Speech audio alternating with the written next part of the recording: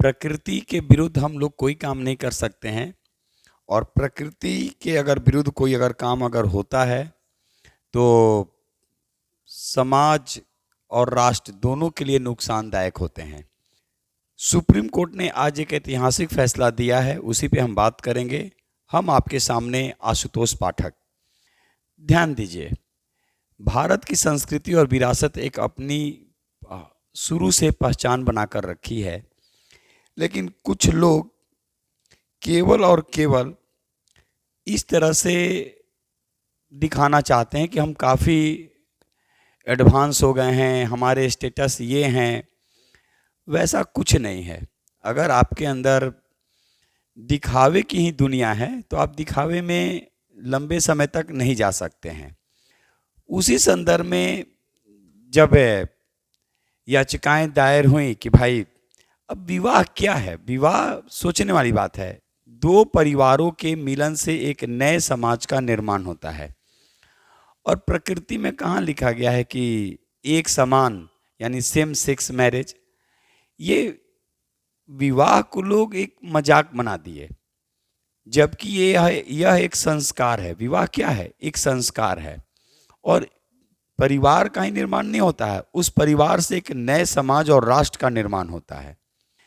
खैर, आगे जो लोग करेंगे वो तो फिर स्वाभाविक है, उनको ही मालूम होगा कि ये क्या है नहीं है। तो सरकार जब इसके खिलाफ थी कि भाई हम सेम सेक्स मैरिज के अगेंस्ट में हैं, तो सरकार के विरोध में याचिका कोई भी दायर कर सकता है, मौलिक अधिकार है। 21 याचिकाएं सुप्रीम कोर्ट में दाखिल की गई। इन याचिकाओं में मांग की गई थी कि स्पेशल मैरिज एक्ट के तहत सेम सेक्स मैरिज को कानूनी इजाजत दी जाए। ये केवल हम जो शहरी जो जोड़ा पहन के रखे हैं ना, ये काफी नुकसानदायक होने जा रहा है। हम लोग वेस्टर्न कल्चर को जितने जल्दी जो अपना रहे हैं, और वेस्टर्न वाले तो हमारे कल्चर को अपना रहे हैं, तो दिखावे में अपने आप को जो बर्बाद जो कर रहे हैं ना, वो कहीं के नहीं रहेंगे। और हम तो इसका स्वागत कर रहे हैं। सेम सेक्स मैरिज क्या, आप सेम सेक्स मैरिज बोल रहे हैं, समलैंगिक संभव है, लॉन्ग टर्म संभव है, प्राकृतिक तरीके से भी नहीं और मानवीय तरीकों से भी नहीं, ये याद रखेंगे। तो ध्यान रखिएगा। और लोग इसी के अगेंस्ट में गए थे। समलैंगिक विवाह, नाम से ही जग जाहिर है, यानी इक्वल सेम सेक्स मैरिज। सरकार ने सेम सेक्स मैरिज का विरोध किया था, याद रखिएगा। यानी केंद्र सरकार ने सेम सेक्स मैरिज का विरोध किया था, और होना भी चाहिए, क्योंकि ये हमारा प्रकृति के विरुद्ध है। सेम सेक्स मैरिज को मान्यता देने की मांग करते हुए कुल ये 21 याचिकाएं सुप्रीम कोर्ट में दाखिल की गई थी। देख लीजिए, एक दो नहीं, 21 याचिकाएं यहां दाखिल की गई थी। कितनी ये विडंबनाएं हैं, लोग क्या से क्या होते जा रहे हैं, इस चीज को याद रखिएगा। इन याचिकाओं में मांग की गई थी कि स्पेशल मैरिज एक्ट के तहत सेम सेक्स मैरिज को कानूनी इजाजत दी जाए। यानी इसमें कहा गया कि एक स्पेशल मैरिज एक्ट हो और उसी के तहत सेम सेक्स मैरिज को कानूनी मान्यता यानी इजाजत दी जाए।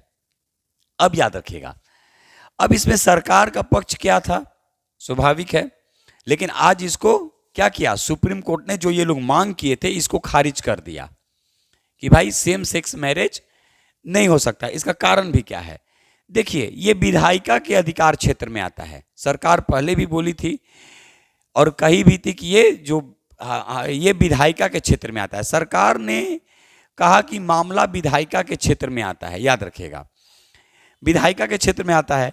और एक चीज और ध्यान रखिएगा, हमारी भारत की जो दंड संहिता है 377 के मुताबिक अगर अप्राकृतिक रूप से किसी के साथ यौन संबंध बनाते हैं तो वो कानूनन अपराध है, और उसके लिए 10 साल की सजा या उम्र कैद, याद रखेंगे। यानी कहने का मतलब कि 10 साल की सजा या उम्र कैद का भी प्रावधान इसमें किया गया है। तो अब भले ही हम बोले कि आप प्रकृति के विरुद्ध कोई काम नहीं कर सकते हैं, प्रकृति इजाजत नहीं देती है।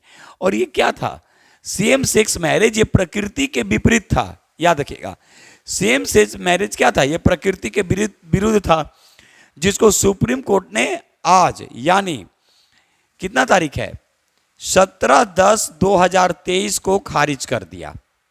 अब आगे सरकार को अगर बनाना होगा, लेकिन सरकार तो पहले ही बोल चुकी है कि हम इसके विरोध में हैं, और सरकार के विरुद्ध में ही 21 याचिकाएं दायर की गई थी।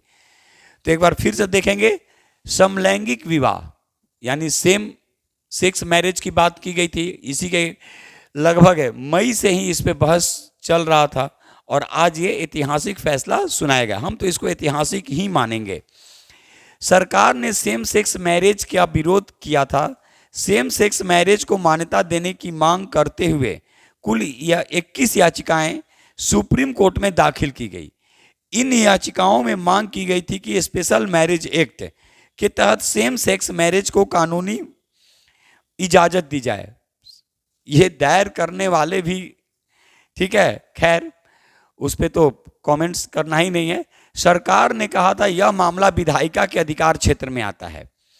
भारतीय दंड संहिता की धारा 377 के मुताबिक, याद रखिएगा, अगर कोई व्यक्ति अप्राकृतिक रूप से यौन संबंध बनाता है, ये प्रकृति हम पहले ही बोले हैं, ये प्रकृति था ही नहीं, तो उम्र कैद या 10 साल की सजा हो सकती है। तो चलिए, ये स्वागत योग्य है और होना भी चाहिए। और एक बार फिर बोलेंगे, कम से कम यूथ को जरूर बोलेंगे कि प्रकृति के विपरीत हम लोग कोई काम ना करें जिससे काफ़ी नुकसान हो। आज बस इतना ही, फिर किसी नए टॉपिक के साथ हम आपके सामने उपस्थित होंगे। तब तक के लिए आज अनुमति दीजिए। जय हिंद, जय भारत, भारत माता की जय।